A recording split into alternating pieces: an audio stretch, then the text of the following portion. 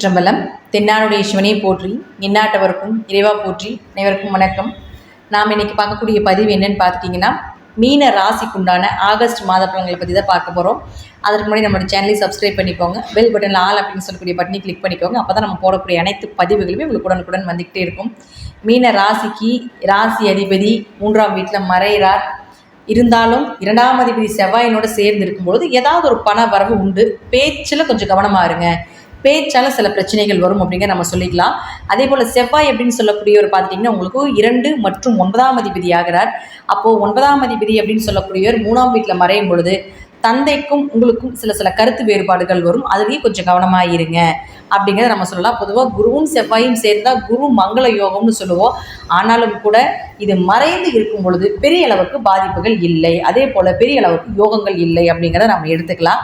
குருவும் செவ்வாயும் சேர்ந்தால் கொஞ்சம் புகழ், மதிப்பு, மரியாதை இதெல்லாமே கிடைப்பதற்குண்டான வாய்ப்புகள் உண்டு. பண வரவு உண்டு அப்படிங்கிறத எடுத்துக்கலாம். கோவில், ஆன்மீக வழிபாடுகள் இதெல்லாமே சிறப்பாக இருக்கும் இந்த மாதம் அப்படிங்கிற நம்ம எடுத்துக்கலாம். அடுத்தது பாருங்கள், 3 மற்றும் 8ஆம் அதிபதினு சொல்லக்கூடிய சுக்கிரன் அப்படின்னு சொல்லக்கூடியவர் உங்களுடைய ராசிக்கு 6ஆம் வீட்டில் இருக்கார். 3 கூடையவர் 6ஆம் வீட்டில் இருந்தால் உங்களுக்கு உங்கள் கூட பிறந்தவங்கள் மூலமாக ஏதாவது ஒரு கடனோ வம்பு வழக்குகளோ இதெல்லாமே வரும். ஆனாலும் இந்த 24ஆம் தேதிக்கு மேலே உங்களுக்கு 7ஆம் வீட்டுக்கு வருவார். 24ஆம் தேதி வரைக்கும் கொஞ்சம் கவனமாக இருங்க.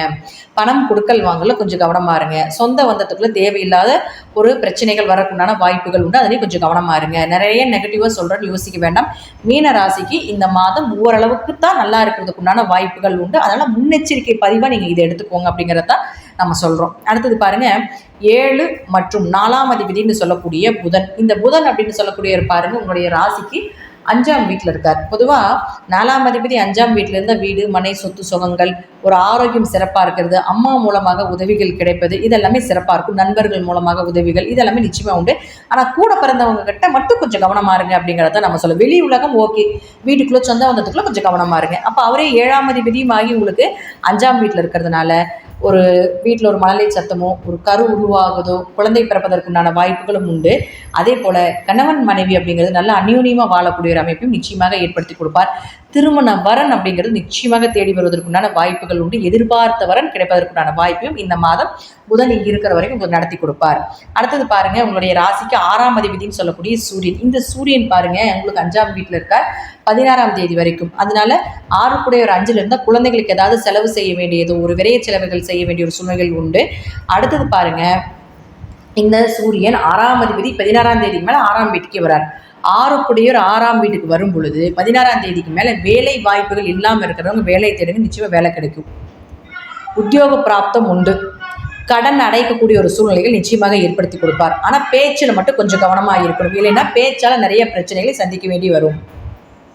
6 கூடையோர் 6ஆம் வீட்டில் இருந்தால் எதிரிகளை ஜெயிக்கக்கூடிய ஒரு அமைப்பு உண்டு. 6 ஒரு பாவகிரகமாக இருக்கணும். அப்போது உங்களுக்கு 6ஆம் அதிபதினு சொல்லக்கூடிய சூரியன் ஆட்சி பலம் பெறும் பொழுது எப்பேற்பட்ட எதிரியாக இருந்தாலும் ஜெயிச்சு வந்துடுவீங்க. எந்த கடனாக இருந்தாலும் அடைச்சிருவீங்க.